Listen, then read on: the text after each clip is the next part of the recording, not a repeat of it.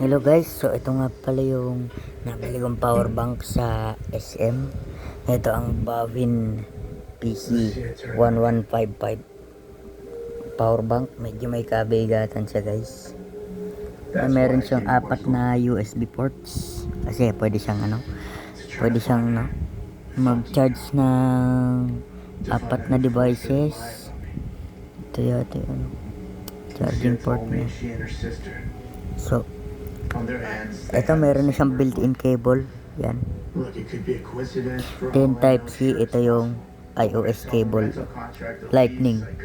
Meron na rin siyang built-in flashlight. So yan.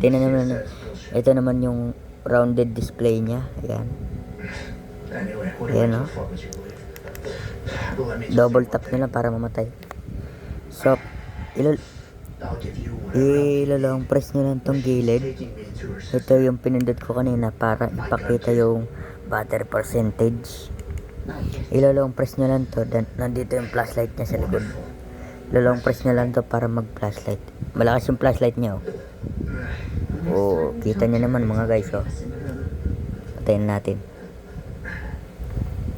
So kung naghahanap kayo ng maaasahang power bank, bilhin nyo na tong Bavin PC 1155. So quick specs lang sa design nito. Ayan, meron siya mga guhit-guhit. Ayan,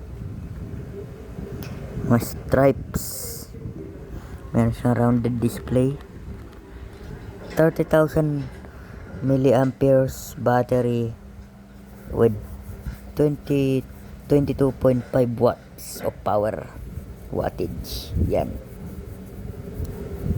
So yan, ano pang hinihintay nyo? Bilhin nyo na to.